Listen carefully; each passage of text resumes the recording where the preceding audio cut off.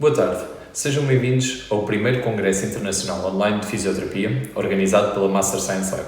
O meu nome é Lucas Brinco Carvalho. O meu nome é Bruno Rodrigues. E estamos aqui para vos falar da prevenção de lesão no balé, recorrendo a uma metodologia de Long Term Athlete Development. Começamos pelo início, quem somos e o que é que nos trouxe até esta apresentação. Como vos disse, o meu nome é Lucas Brinco Carvalho. Sou fisioterapeuta, maioritariamente em musculoesquelética e contexto desportivo, trabalho em prática privada e tenho experiência a trabalhar com atletas amadores e profissionais de diversas modalidades, tais como a natação, o handball, futsal, mas também balé. O meu nome é Bruno Rodrigues, como disse, também sou fisioterapeuta com a prática direcionada sobretudo para a musculoesquelética e no desporto, no qual colaboro com um clube de futebol, mas já no decorrer da minha prática fui trabalhando com diversas modalidades, também se inclui balé. Qual é que é a nossa motivação para estarmos envolvidos num projeto como estes? Acreditamos que a intervenção em saúde se deve focar exatamente nisso, na saúde.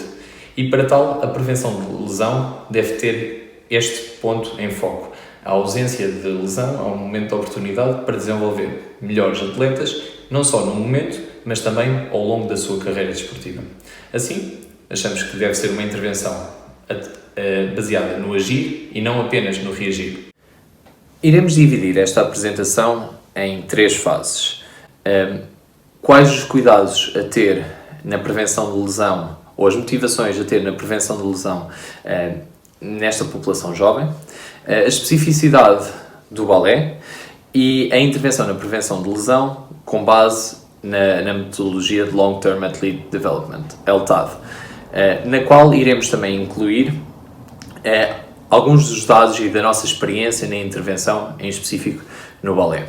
A preocupação na sociedade relativamente aos hábitos de sedentarismo é muito presente, é muito atual e sabemos quais são os impactos desta na cronificação da doença. Esta é também uma preocupação que se estende aos nossos jovens e vemos isso disposto nas redes sociais, em guidelines e em todo o mídia.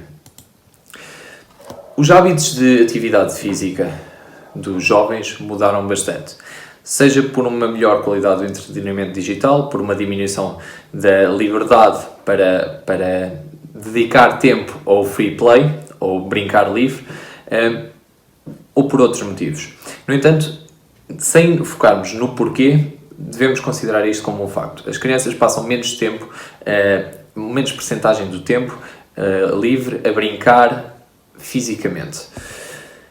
As consequências desta inatividade são várias, como o risco de doença cardiovascular, o risco de depressão, mas também um aumento do risco de lesão desportiva. Isto poderá parecer um contrassenso, ou seja, se praticam menos desporto, porque é que têm um maior risco de lesão? Ora bem, por outro lado também é senso comum. Se não estamos tão bem habituados a uma modalidade, não estamos preparados para as exigências dessa modalidade, no que toca à sua reatividade, aos sistemas energéticos ou mesmo a exigências ao sistema musculoesquelético. Isto torna-se um ciclo. Se considerarmos que a confiança e a motivação, que são elementos-chave para a participação na atividade física, são afetados pela lesão. E, portanto, se temos um atleta que se lesiona, perde motivação, não pratica, fica com um risco de lesão aumentado, aumenta a probabilidade de continuar neste ciclo por não ter motivação e confiança para o quebrar. É, portanto, uma parte-chave manter a motivação dos nossos jovens atletas e, portanto, diminuir o risco de lesão. Se considerarmos esta preocupação a uma escala macro, ou seja, não apenas a uma modalidade, mas às várias modalidades disponíveis para um atleta, falamos de um termo chamado literacia físico-motora, ou literacia física. E este termo significa que é mais do que um repertório de capacidades físicas, mas também capacidades psicológicas que fazem com que o atleta se sinta motivado, confiante, fisicamente competente, mas com capacidade e vontade de ter ter uma postura ativa nas atividades físicas durante toda a vida. Como percebem, reconhecemos que esta literacia física é a parte-chave, não só para a participação do indivíduo, do atleta, mas também a um nível de saúde pública. Porquê? Porque se uma criança tiver mais competências físicas, será também mais confiante para participar na atividade física e, portanto, tem mais motivação. Considerando este ciclo, são também crianças que estarão ao longo da sua vida mais predispostas a fazer atividade física e, portanto, com todos os benefícios de uma prática regular de atividade física, como todos conhecerão. No entanto, falamos agora da literacia física. Falemos agora do revés da moeda. A especialização precoce. Falamos de dois extremos e que cada vez mais se aumentam. Ou seja, cada vez mais há uma tendência à iliteracia motora em alguma parte da população. Por outro lado, há uma outra parte da população que se foca demasiado na especialização precoce. É difícil quantificar os números dedicados à especialização precoce, mas é fácil termos uma ideia da ideia popular relativamente a esta prática. Se perguntarmos a alguns pais, sabemos que acham que quanto mais praticarem uma modalidade e a mesma modalidade e quanto mais cedo começarem, maiores são as probabilidades de vir a ser um grande jogador ou de vir a estar envolvido aos mais altos níveis dessa modalidade. Isto é agravado pela exposição que as competições juvenis têm nas redes sociais, pela cobertura que é dada pelos mídias a estas e, portanto, por todo o volume que é dado, todo o ênfase que é dado à competição juvenil. No entanto, será que há benefícios referentes à especialização precoce? Relativamente à performance, não existe evidência que os atletas profissionais se tenham especializado mais cedo do que outros de níveis inferiores. Aliás, um estudo feito com a Seleção Olímpica Alemã viu que seguindo 7 modalidades olímpicas durante 7 anos, apenas 15 dos atletas de 4.970 que tinham sido identificados em crianças, apenas 15 chegaram aos tops séniores. Portanto, significa que apenas 0,3 de atletas especializados numa modalidade e identificados antecipadamente, efetivamente, se destacaram. Portanto, a identificação de talento antecipado é uma dificuldade. Portanto, não podemos assumir que a potenciação desta identificação do talento possa ser uma tarefa consistente. Ainda mais difícil antes da puberdade. Por outro lado, no que toca às consequências negativas, temos várias, e em vários fatores. A um ponto de vista biomecânico, associado ao movimento repetitivo e às lesões associadas ao movimento repetitivo, a um ponto de vista psicossocial, com a diminuição da motivação intrínseca para a participação, a desistência da participação desportiva por stress crónico, o isolamento de pares. Porquê? Porque atletas envolvidos ou jovens, crianças envolvidas só numa modalidade tendem a estar envolvidas com as crianças dessa modalidade, no entanto, podem não ser os pares do dia-a-dia. Em relação ao bem-estar e à recuperação, porque poderá haver uma incapacidade para descansar e recuperar devido ao stress repetitivo nos mesmos segmentos, portanto um bocado associado também à componente biomecânica já levada à lesão, afeta também, ao nível negativo, o controle neuromuscular. Por um lado, não há desenvolvimento de competências neuromusculares apropriadas, possam ser externas à modalidade, mas que tenham transfer para a prevenção de lesão nessa modalidade. Darei um exemplo. Um atleta, uma criança de futebol que apenas joga futebol, poderá não desenvolver competências como, por exemplo, como cair e rebolar, porque não são competências core da modalidade, da prática desportiva de futebol, mas que têm um transfer importante na prevenção de lesão quando da prática de futebol. No entanto, e o que eu gostaria de sublinhar é que, apesar da especialização precoce poder sobrecarregar o jovem atleta pela componente do sobreuso, os restantes fatores intrínsecos à criança e ao ambiente da prática, assim como as suas interações, são o mais importante a ter em conta na especialização precoce. Já falei dos benefícios e dos malefícios da especialização precoce, mas ainda não defini o que é que consideramos como especialização precoce. A especialização precoce pode ser considerada segundo os seguintes 3 critérios. A participação em treino intenso ou competição durante 8 ou mais meses durante o ano. A participação numa modalidade que exclua a participação noutras modalidades e que limite o tempo de free play. E considerarmos uma idade pré-puberdade.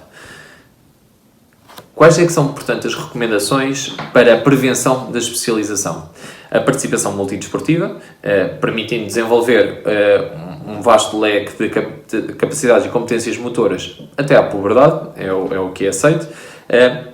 A integração de treino de força e controle neuromuscular em conjunto com o desenvolvimento da globalidade do atleta. Quando falamos de globalidade do atleta, falamos de competências de interação social, de confiança, de conexão e de caráter, outras competências que não apenas físicas. A exposição a diversas e a variadas modalidades, por um lado, reduz o risco de lesão, pelos motivos que já expliquei, mas também permite a oportunidade à criança de descoberta de novas modalidades. E por último, um período de transição a partir do final do segundo ciclo, aproximadamente os 13 anos, para aí sim se poder começar a focar numa especialização, considerando sempre que não falamos de uma idade absoluta, mas sim de uma idade de desenvolvimento. Portanto, aqui a puberdade é o momento de transição, considerando que há diferentes fases de maturidade para diferentes crianças. Cada desporto tem o seu padrão de sobrecarga e de stress mecânico. Portanto, a participação multidesportiva, ou seja, em vários esportes, permite a exposição acumulada de atividade física sem sobrecarregar padrões específicos. Podemos considerar o risco de lesão aumentado quando temos um volume de treino específico superior a 16 horas por semana ou maior o maior número de horas do que a idade do atleta. Consideremos sempre esta parte, o volume de treino específico. Se falamos de uma camada de formação de uma modalidade como o balé, numa academia de balé, mas no qual algumas das horas dedicadas ao treino não são dedicadas ao treino específico, essas horas não devem ser contabilizadas para este cálculo. É essencial que o desporto seja mantido em perspectiva. Jovens atletas, mesmo que sejam desportistas talentosos, são crianças e têm requisitos e necessidades de crianças. Portanto, o seu objetivo é crescer, amadurecer, ter um desenvolvimento comportamental. E deve ser aí que deve ser dado o foco da intervenção na prevenção da lesão no jovem atleta. Especifiquemos agora no balé. O balé, com uma especialização precoce muito usual, assim como outras modalidades como a ginástica, a natação e o mergulho, requer esta especialização precoce associada a grandes e intensos volumes numa fase pré-adolescente. Este requisito da especialização precoce pode ser explicado por diversos motivos. Por um pico de performance em idades muito jovens, pela estética da modalidade associada a um tipo de corpo mais infantil e a uma preferência na modalidade pela mobilidade e não pela força, ou não apenas pela força, uma exigência na modalidade que é também típica das crianças, ou seja, de uma fase mais infantil. Iremos agora falar também um bocadinho das exigências da modalidade e do que é que a evidência apresenta sobre os tipos de lesão. O balé é uma combinação de uma arte com uma exigência de competências e capacidades físicas extensas, pelo que uma carreira bem sucedida no balé exige que um bailarino seja móvel e flexível e ao mesmo tempo forte. Isto, tendo em conta o contexto do bailarino, o estudo da saúde da criança é pertinente por vários motivos. Por um lado, esta jovem especialização remete também para um maior potencial de impacto na saúde futura do indivíduo. Por outro lado, a combinação da exigência física e estética que eu já referi pode levar a problemas de saúde muito importantes. Neste caso não falamos apenas ao nível musculoesquelético, mas também ao nível de distúrbios nutricionais e metabólicos que são bem conhecidos e descritos na literatura. Esta combinação é uma motivação e é um desafio. Por um lado, sabemos que quando a integração de um bailarino numa companhia profissional, ou seja, após anos de formação, a probabilidade de ele já trazer queixas ou alterações que se vão tornar debilitantes ao longo da sua carreira é alta. Por outro lado, sendo uma modalidade que está bem descrita a necessidade desta intervenção, é também uma modalidade repleta de tradição, folclore e com um sistema de crenças muito profundo, que pode minar e pode dificultar a implementação de um plano de prevenção que seja baseado na evidência e procure eficiência na prevenção de lesão, tende a quase ser considerado uma heresia.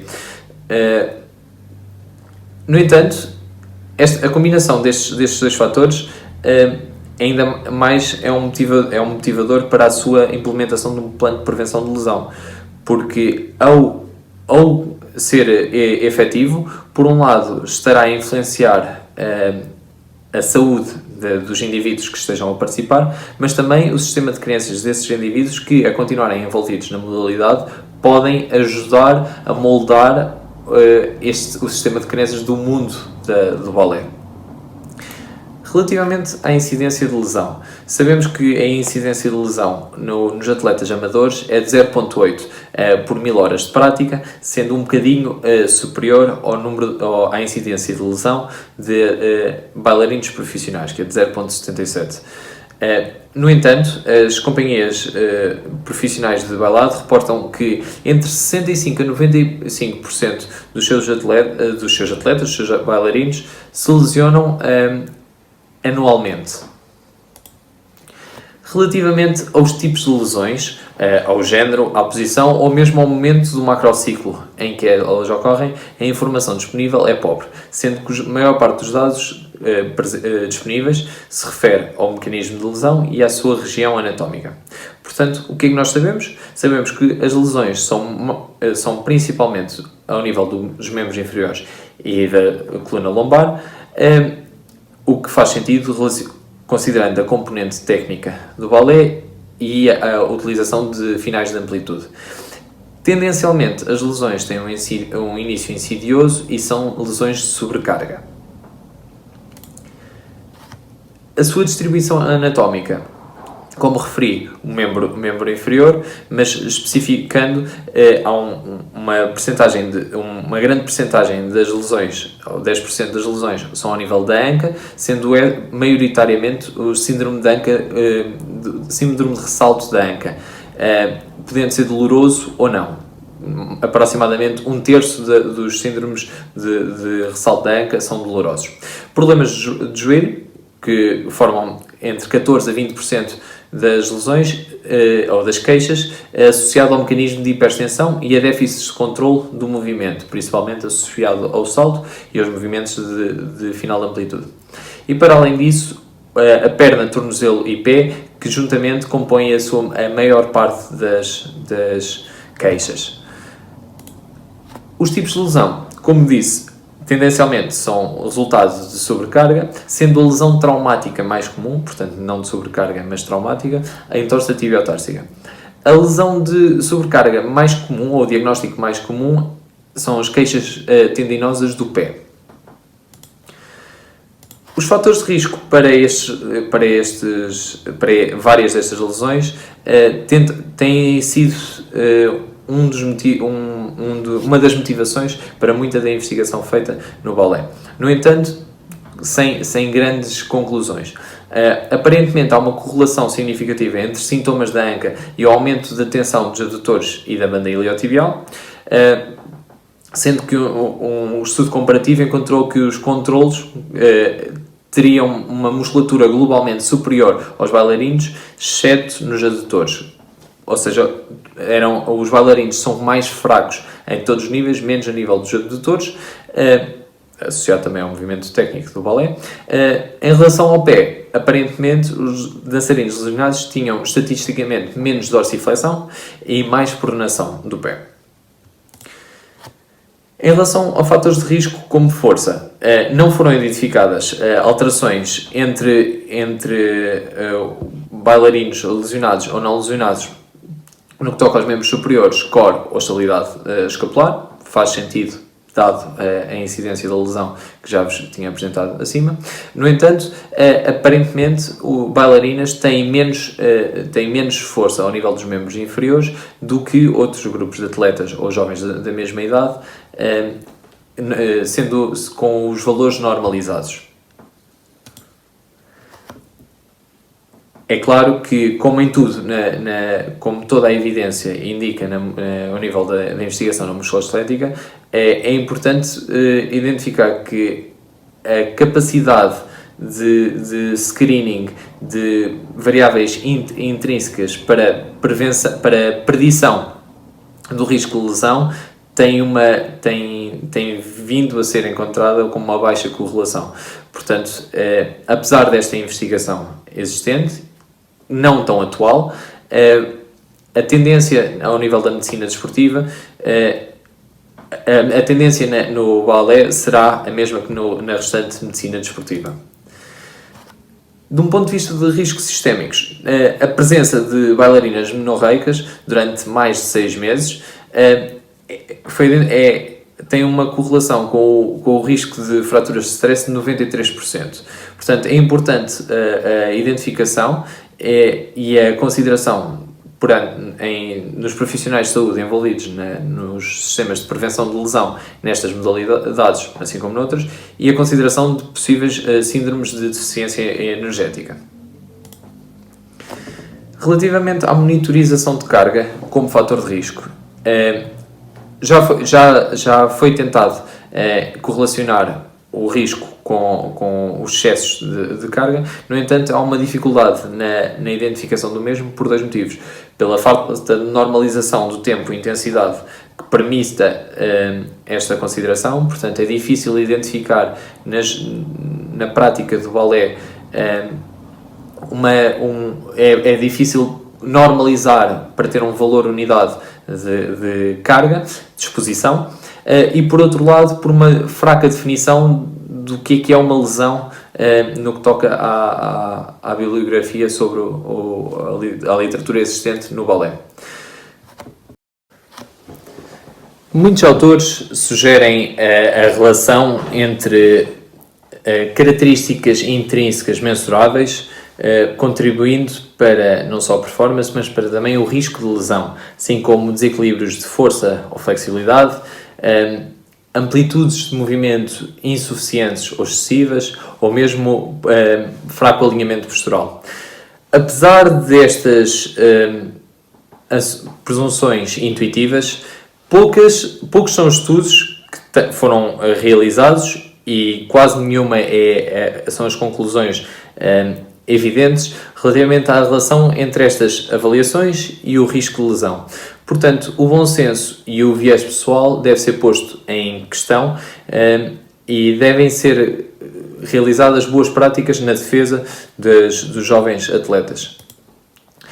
Os mecanismos de lesão associados, maioritariamente, são mecanismos em que o atleta descreve que não se recorda ou outros. Relativamente a mecanismos de lesão, portanto, tendencialmente insidiosos, os restantes mais presentes são mecanismos associados a atividades de salto ou do movimento de pontas. Falemos agora um bocadinho dos movimentos técnicos associados. As lesões associadas ao balé são muitas vezes similares às lesões desportivas no geral. No entanto, a combinação de gestos repetitivos em amplitudes máximas, numa combinação de flexibilidade, força, potência e graciosidade, fazem com que esta combinação possa fazer temer à lesão.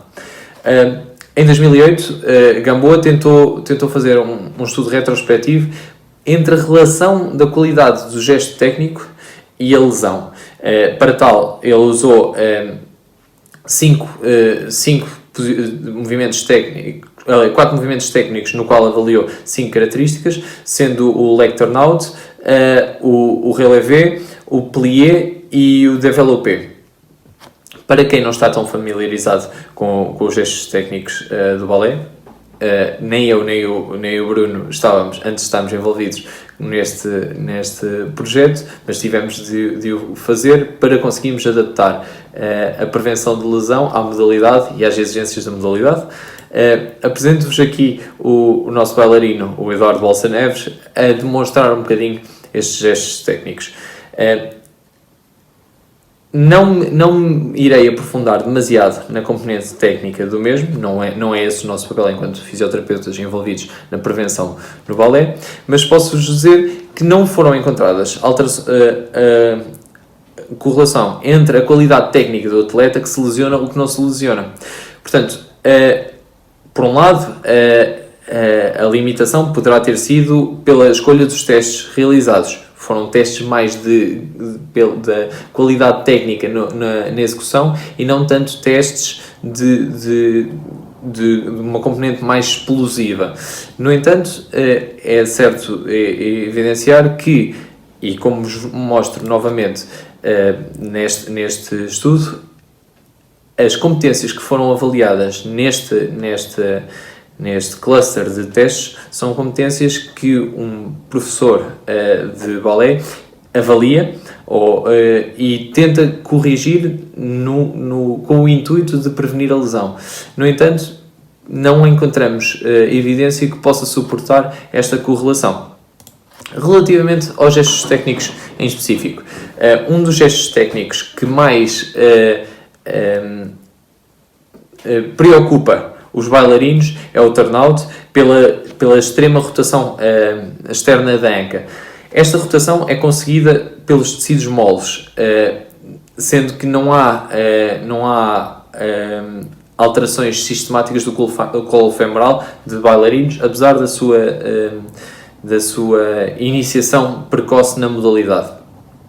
Se a amplitude for abaixo da necessária, portanto, se a amplitude que o atleta ainda não consegue fazer em termos de rotação externa, irá colocar tensão em demasia nos joelhos, na tibio-társica, na lombar e assim sim sobrecarregar outras estruturas. Este movimento é um movimento chave do balé, pelo que deve ser também um dos movimentos trabalhados, sendo um dos movimentos trabalhados na prática específica, deve ser tida em conta nos momentos de prevenção de lesão. Relativamente ao gesto tank point, falávamos há bocadinho de 5% do risco das lesões ocorridas neste movimento, seja pela posição de instabilidade, seja pela extensão máxima da tibio-társica, que por compressão e por distensão afeta a tibio-társica, por distensão do componente anterior e compressão da cápsula posterior. O outro gesto técnico, o plié, exige também a rotação externa, mas aqui exige que o movimento seja aceito em dorsiflexão. Falávamos anteriormente do risco de lesão identificado em atletas com menor dorsiflexão e aqui está o gesto técnico que o justifica. Por último, devemos considerar que, como muitos desportos, os gestos técnicos descritos acima são associados a movimentos e saltos explosivos e exigem uma combinação dos 3 elementos que vos apresento na imagem. mobilidade, estabilidade e força, sendo que a cultura clássica do balé direciona para um foco na mobilidade. De sublinhar que há algumas limitações na evidência no balé e que a definição de linhas orientadoras, que é o principal déficit, é a ausência das mesmas, permitiria programar um bocadinho melhor estas linhas de intervenção na prevenção de lesão e criar estratégias de monitorização para que se possam identificar qual o custo-benefício das mesmas e para que a reabilitação especializada possa ser baseada em factos e não opiniões. Sendo que no balé, sendo uma modalidade com uma componente tradicional tão forte, segue muito uma linha por escolas e não necessariamente por factos. Falamos agora do processo do que é o treino físico nos jovens. Falamos de como a inatividade pode ser um problema durante o crescimento. Falamos também do outro espectro, do outro topo do espectro, em que como a especialização precoce pode também não ser o benefício. Portanto, encontramos no meio quanta quantidade de trabalho, que modalidades de exercício e como devem ser construídos estes programas para reduzir o risco de lesão e melhorar e criar melhores atletas no futuro, adultos mais saudáveis e com melhor consciência da sua saúde. Então, começamos por um overview sobre o que são os processos de treino ao longo da fase desde a criança até ao jovem adulto e até ao adulto. Vamos passar por eles de uma forma indireta, porque o que vamos falar hoje será como construir um programa eficaz e um programa seguro e em que balizas ele se apoia, em que pilares ele se apoia, para que realmente crie adultos com boa consciência de movimento, boa literacia motora, coisas que são critérios que são fundamentais para a criação de um estilo de vida ativo e de uma maior saúde. Então,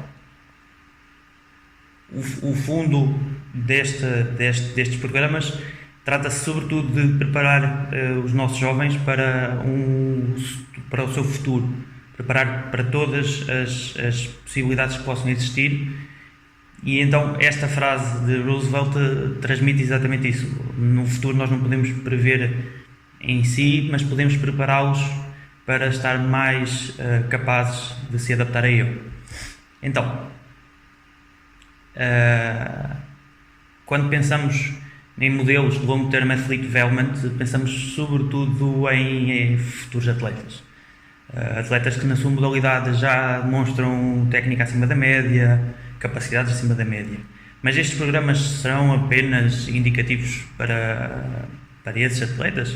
Qualquer criança pode ou deve estar inserida num programa deste, seja no contexto das disciplinas de educação física, seja no desporto que pratica ou nos desportos que pratica.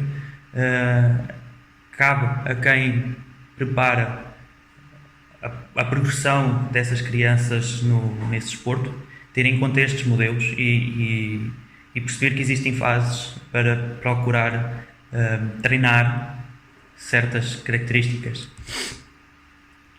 Tal como foi falado antes, a base destes modelos tem a ver com a necessidade de educar e sensibilizar as crianças e os jovens para as necessidades do estilo de vida ativo e da boa aplicação de treino ajustado exatamente à sua fase de crescimento e às suas capacidades.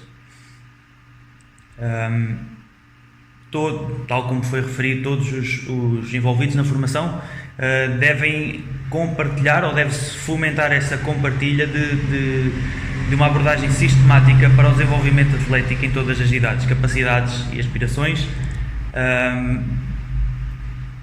Isto porque, em última instância, estes jovens serão, no futuro, mais velhos, serão adultos, serão pais, e então conseguiremos, no futuro, ter uma sociedade muito mais consciente de como utilizar a atividade física e o exercício em seu benefício, reduzindo o risco de lesão e o risco de doenças ao longo da vida, como está mais que bem defendido pela ciência. O primeiro pilar que vamos falar é sobre a relação entre os processos de maturação e a sua relação com certas características relacionadas sobretudo com o risco de lesão. Então, ao longo deste processo motivacional, que nem sempre acompanha a idade biológica da criança e do jovem, existem vários fatores que o tornam altamente individual e não linear. Ou seja, alterações na estrutura muscular, ou seja, na composição do músculo, no seu tamanho, padrões de ativação e na sua função, levam que exista normalmente um maior risco de lesão, menor capacidade tanto de produzir como de absorver forças externas, e um metabolismo mais oxidativo, com taxas de recuperação de esforços de alta intensidade mais curtas. Ou seja, são indivíduos, as crianças são naturalmente mais propensas a esforços de alta intensidade e a conseguir recuperar rapidamente entre eles, e não tanto a esforços intermédios ou de tolerância, que são processos normalmente mais treináveis ao longo da sua maturação. De referir aqui, os sistemas musculoesquelético, cardiovascular e endócrino sofrem então um desenvolvimento não linear, ou seja, uns vão desenvolvendo-se não paralelamente aos outros, e que por tudo isto nós temos que considerar as crianças e os jovens não como adultos em ponto pequeno, mas sim como algo diferente do que simplesmente pensar que são indivíduos mais pequeninos e mais leves. Um bom indicador aqui será a relação entre os indicadores pubertários e a idade esquelética. Isto porque será a partir deste estudo que conseguimos prever qual a distância em termos de anos que a criança está para o peak of high velocity. Será o pico de maior desenvolvimento da altura, ou seja, quase como a zona de transição entre a criança e o adolescente, em que a partir daí, vamos ver mais à frente, teremos mais e outros desafios em relação ao treino que aplicamos a estas crianças.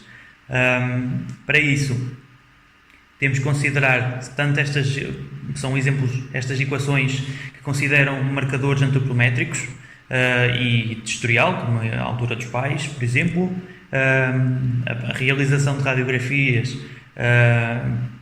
de controle, não tão usual, e indicadores pubertários como as pilosidades, a maturação de outras estruturas, que são indicadores de que a criança está a entrar numa fase de aumento de disponibilidade hormonal, e isso vai nos ajudar a guiar em que tipo de treino já é adequado para aquela criança.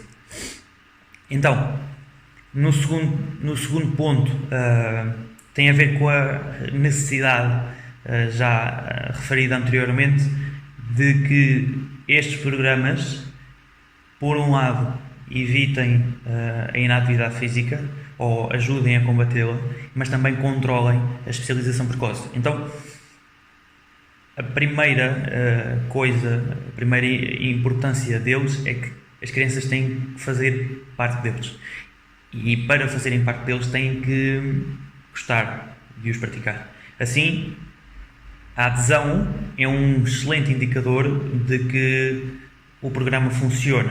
Agora, nós temos que conseguir criar condições no programa que respeitem aquilo que nós queremos fazer e ao mesmo tempo as crianças têm que se sentir bem a fazê-lo. E assim, há alguns fatores que podem condicionar essa adesão, não diretamente relacionados com o programa, mas com toda a vida à volta da criança. Ou seja, o stress escolar e as pressões escolares existentes, a forma como ela está, o seu bem-estar psicossocial, seja em relação à família, em relação à escola, em relação a todos os meios em que se envolve e a sua qualidade de sono. Estamos a falar de jovens, de crianças e jovens. O sono tem um valor importantíssimo no seu crescimento, em todos os níveis. Então temos que garantir que porque nenhum programa vai ser eficaz se estes 3 fatores não estiverem bem organizados. A juntar a isto a relação da dieta e os comportamentos alimentares, sobretudo em situações de risco, seja por carência, seja por excesso de peso e até obesidade. E para estes 4 fatores, devemos facilmente encaixar-nos bem com os professores e os pais, de forma que todos eles sejam controlados para o bem-estar da criança. Pois, uma vez que esta falta de coordenação pode levar ao desequilíbrio e à queda de todas as boas intenções que queremos ao ajudar as crianças e os jovens a desenvolverem-se. E criar de dois extremos, too little, por falta de atividade, por desistência, por não adesão, ou too much, com então esses casos de especialização precoce com grandes volumes de trabalho antes do tempo ideal. Ainda dentro do mesmo tema, cabe-nos procurar qual as modalidades, qual as estratégias ideais para que consigamos ajudar estes casos. E para isso, encontrá-las e planear de acordo com toda a vida da criança, acho que é o principal. Há soluções para todos, acho que apesar de não ser o nosso cariz e o meu cariz de intervenção, há soluções para todos. Devemos, em conversa com os professores e com os pais, perceber quais são as atividades que a criança até tem mais gosto e a partir daí tentar construir um meio à volta dela que facilmente a conduza para boas práticas de exercício, boas práticas de treino e que se divirta, sobretudo, para que se mantenha ligada a essa rotina. Devemos também começar este processo cedo, não temos... Atenção, tudo depende da forma como encaramos e como adequamos o que se faz, pois a nível de desenvolvimento a idade pré-pubertária é uma excelente fase para começar a trabalhar as capacidades motoras fundamentais e a força relativamente a essas capacidades.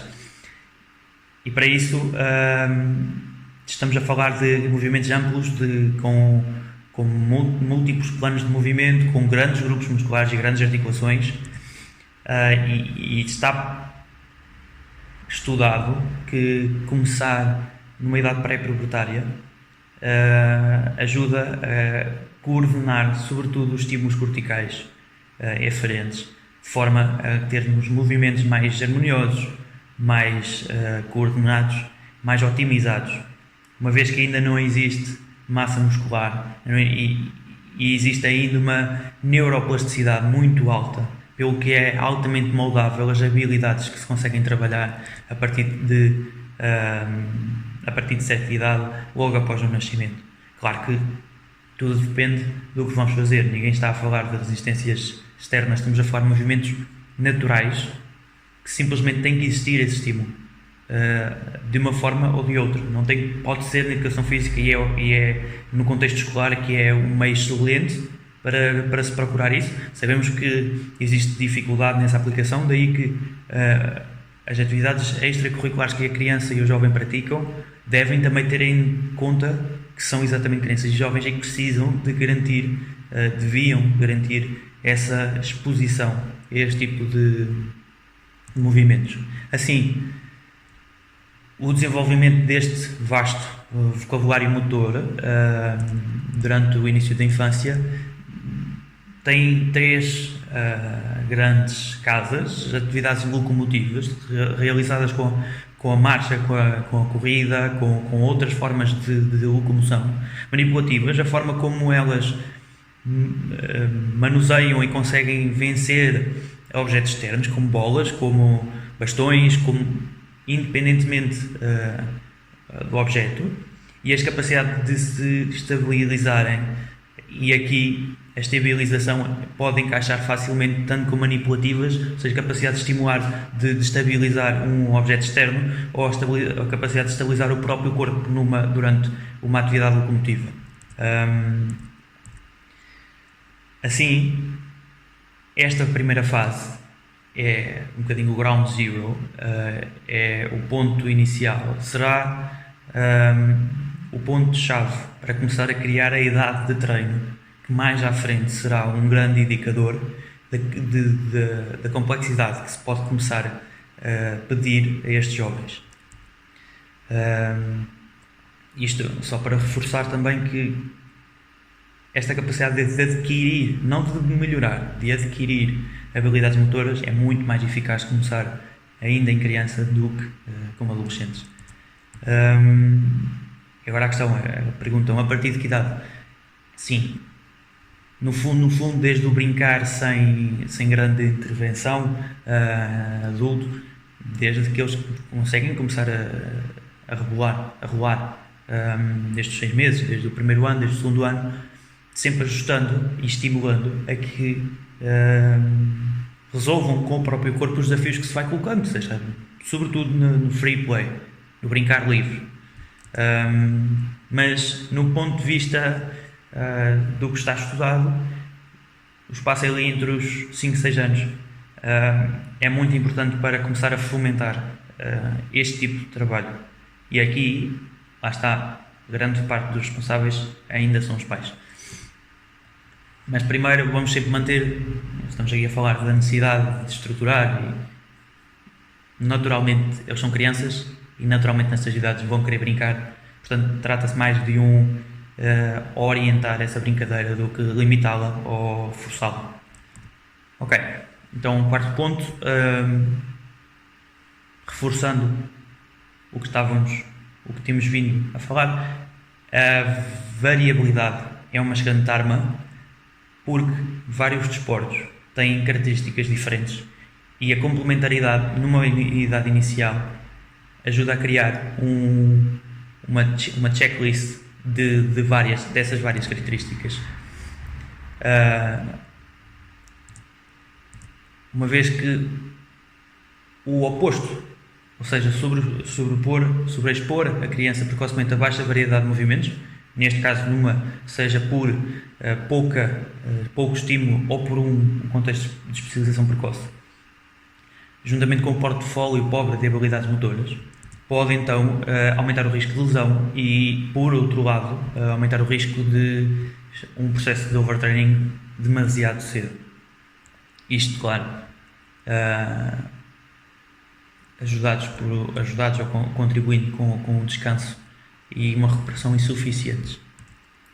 Assim, por exemplo, temos aqui um quadro exemplo de comparação de certas características tanto de vários desportos, o futebol, aqui com desportos baseados sobretudo americanos, mas por exemplo o futebol, o basquetebol e o ténis. Podíamos ter aqui muitos outros, como a natação, como o atletismo, ou até mesmo a ginástica, que vemos que alguns deles não têm certas características e que, se, por exemplo, expormos uma criança, por exemplo, só ao futebol, sabemos que, por exemplo, há movimentos de lançamento, de apanhar, de manuseamento, que não são capacidades, lá está, manipulativas, que não são tão trabalhadas e que podemos, por exemplo, vamos deixar essa criança carente desse tipo de estímulos, que mais tarde será mais difícil de os adquirir. Ok. Nestes programas, a saúde e o bem-estar da criança devem ser o centro. Bem, aqui já estamos a pressupor do contexto que o programa está a ser aplicado. Quais são os nossos pilares centrais dentro dele? São exatamente primeiro a saúde e depois o bem-estar da própria criança. Uma vez que a diversão, o prazer e experimentar diferentes atividades são as primeiras razões que envolvem uma criança numa atividade. E são também, por outro lado, também as razões de ausência ou de saída dessa atividade. Portanto, temos que tornar sempre estes programas divertidos e prazerosos para quem os pratica. Ao mesmo tempo, a sua aplicação deve naturalmente criar certas características nesses jovens que mais à frente serão altamente vantajosas. Uma mentalidade de constante melhoria, de crescimento, uma motivação intrínseca, ou seja, uma percepção, uma autopercepção das motivações para estar ali e não a procura excessiva de uma validação externa, ajuda a criar autonomia. Uma percepção de competência, seja positiva, seja negativa, ou seja, a criança deve ir cultivando um autocultivo daquilo em que sente que faz bem e daquilo que sabe que tem que melhorar. A criação de confiança na sua prática, não só pelos resultados, mas pelo processo em si, e bem como uma constante resiliência, porque devem ser impostas e a criança vai encontrar dificuldades ou movimentos ou estímulos que vai ter mais dificuldade. Ela deve ser resiliente, percebendo que é pela manutenção do desafio que também se avança. Ok. Então, os jovens devem reduzir o risco de lesão por melhor preparação física. É um outro grande pilar destes programas. Preparar melhor a parte física, a dimensão física, para reduzir o seu risco de lesão no contexto de desporto e no contexto de vida não desportiva.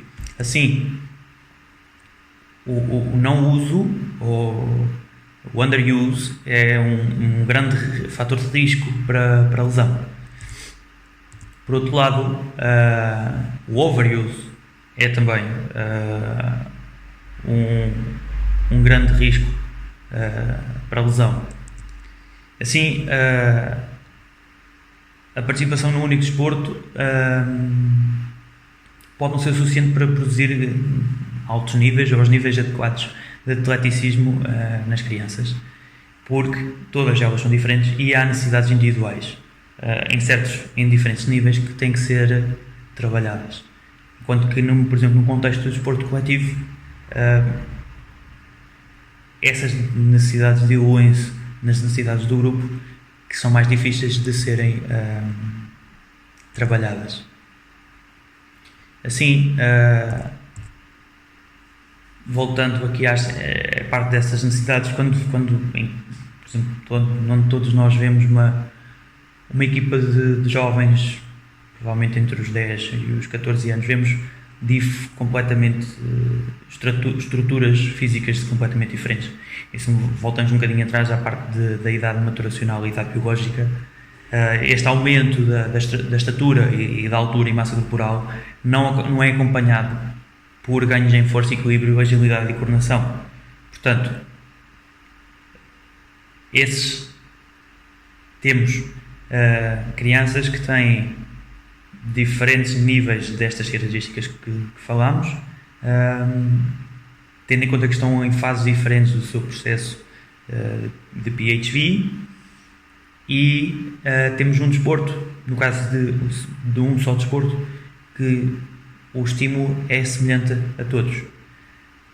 Facilmente percebemos que existe aqui uma gap entre certas necessidades de alguns em relação a outros, que facilmente passa por ser trabalhada e que mais à frente pode, não necessariamente levará, mas pode conduzir a mais problemas.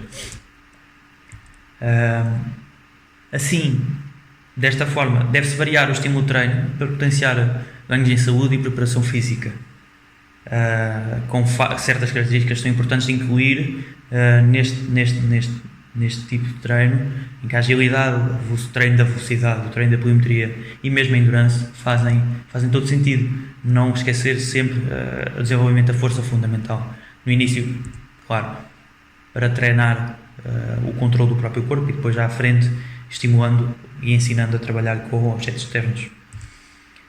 Esta fase de crescimento e maturação é uma fase de alta treinabilidade, ou seja, facilmente veremos melhorias nestas características.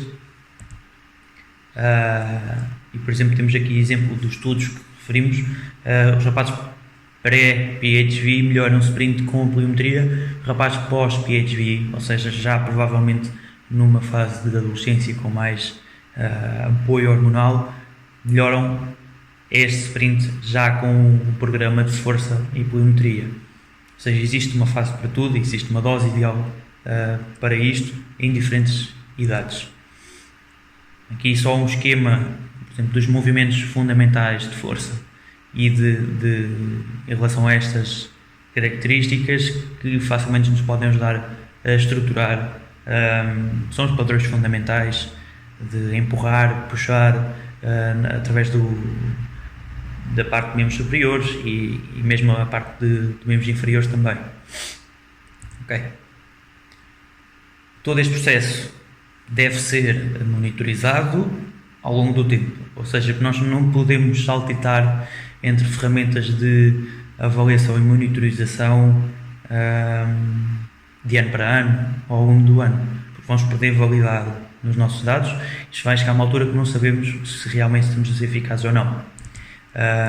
Tanto na parte da própria estudo da evolução da criança, tanto nos seus níveis de performance física, como na forma como ela vê o mundo e como se sente no seu meio. Os programas devem sistematicamente ter progressão e ser individualizados.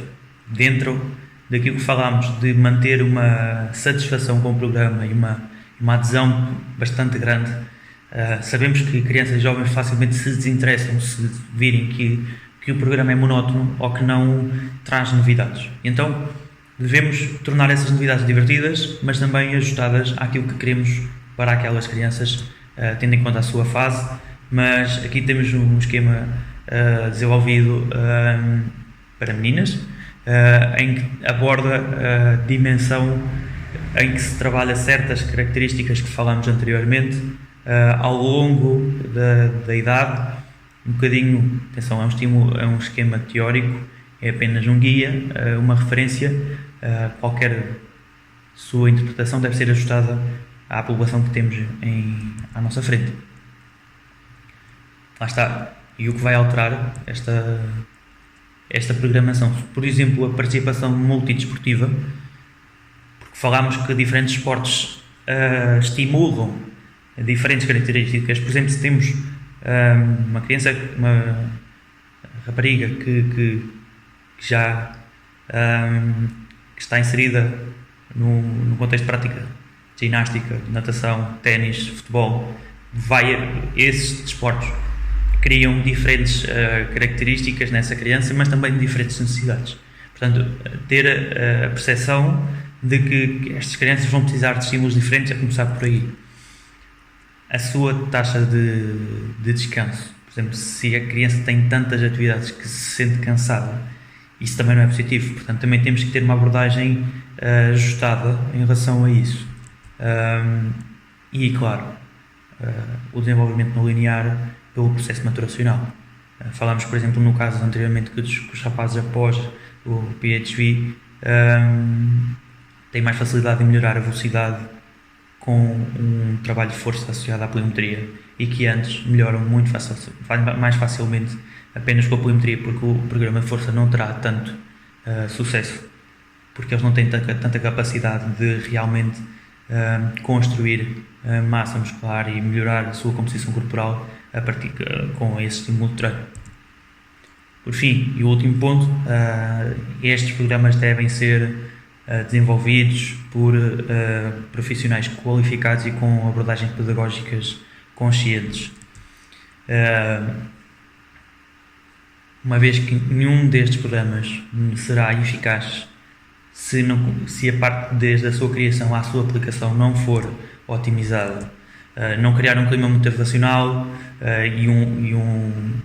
que já falámos da necessidade da criança se sentir motivada e de criar certas características psicológicas positivas na sua mentalidade, não comunicar eficazmente, seja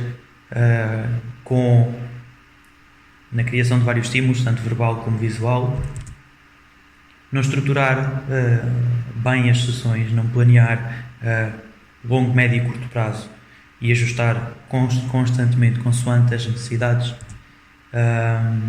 não criar empowerment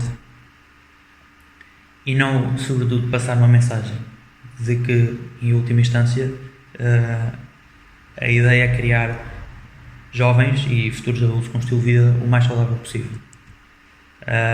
Assim acabamos esta fase onde começamos também com um overview das diferentes fases ao longo do crescimento e espero que tenham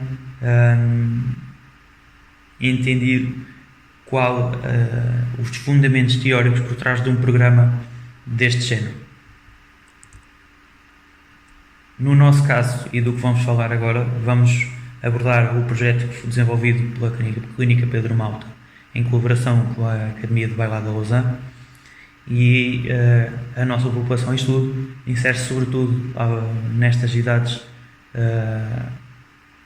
numa população de raparigas. Portanto, em termos de objetivos do programa, vai desde a Fundamental Movement Skills, Fundamental Sport Skills, ou seja, baseado um pouco naquilo que o colega Lucas já falou em relação ao balé, e no tocar já na construção de capacidade física e mental. Assim, este projeto decorreu durante o ano de 2018, final de 2018 e início de 2019, contou com 24 alunas, divididas por 3 turmas, seriadas pelas suas habilidades motoras, já vamos ver o que é que nós avaliamos, e da biológica e o horário que podiam realizar a aula. A média de idades rondava aos 10 anos, desde os 8 até aos 14 anos. Assim, foram realizadas no início medições da própria estatura das bailarinas, altura, massa corporal. Foram avaliados padrões básicos dentro do esquema que apresentamos, os mais simples e práticos, para que houvesse, porque isto foi no início do programa, um fácil entendimento sobre o que é que nós queríamos avaliar e algo que elas conseguissem, à partida, rapidamente captar e realizar. Indicadores de potência pelo salto vertical com contramovimento, salto lateral, que são relativos a gestos que elas realizam bastantes vezes, indicadores de amplitude e indicadores de força. Ok. Isto foi o que conseguimos atingir de melhoria ao longo deste período, no que diz respeito à parte de amplitude de movimento. Temos a melhoria, no caso do sit and reach, melhoria da diferença de esquerdas, do movimento à esquerda para o movimento à direita, ou seja, mais simetria, e um aumento da amplitude do straight leg raise, que traduz maior distensibilidade sobretudo da cadeia posterior e uma maior amplitude de movimento. Nos padrões básicos fomos sobretudo numa análise qualitativa, sobretudo não tanto também na cinemática, mas também sobretudo na dinâmica, na cinética, de como é que elas controlavam o esforço ao longo do movimento e que padrões assumiam durante o mesmo. uma parte delas conseguia no final atingir e definir uma profundidade adequada e saber até que profundidade devem ir com a manutenção correta do gesto. Melhoraram sobretudo também a forma como chegam a essa profundidade e a forma como saem na parte de extensão. Na flexão de braços, uma melhoria, ainda que apenas 30%, ou seja, das 24-13 já não apresentava hipertensão nas costas, na prancha, e na presença de hiperlordose na prancha agora, também uma redução do número de bailarinas que apresentavam hiperdose durante a realização da prancha. Aqui um dos testes que tiveram até uma melhoria bastante significativa, com um aumento de 8 cm em média na altura de salto, que é bastante positivo, isto distribuído entre as mais velhas e as mais novas, e uma melhoria na simetria entre os saltos laterais. Esta aqui bastante acentuada, do primeiro momento para o segundo. Na capacidade, na força, um aumento discreto, ainda que no tempo em prancha, e a diminuição de caixas limitativas do tempo em prancha, ou seja, uma parte delas que provavelmente conseguiu mais tempo em prancha, podemos supor esta conclusão, por mais conforto na mesma posição, ou seja, um melhor padrão nesse gesto, que não sendo um gesto super específico, é um indicador global de capacidade de manter uma posição de estabilização, mais simples e prático que qualquer criança consegue realizar. Este programa que decorreu ao longo de 17 aulas, uma vez por semana, 1 hora por semana, por turma. O seu esquema era, criámos um aquecimento protocolado que as bailarinas, passado algumas semanas, já faziam praticamente de cor, com trabalho de mobilidade ativa e controle de posição das diferentes grandes articulações, desde a anca, ombros, até a parte de coluna vertebral, com integração em padrões básicos, como agachamentos, como variações unilaterais, como controle unilateral. Depois tínhamos uma parte de aumento de temperatura em que utilizávamos jogos coletivos para trabalhar dinâmicas desde a pliometria, agilidade, coordenação, e acabámos numa terceira fase com um bloco de força em que fomos passando pelos diferentes padrões básicos e dedicávamos sempre diferente de aula para aula, para não criar nunca uma monotonia.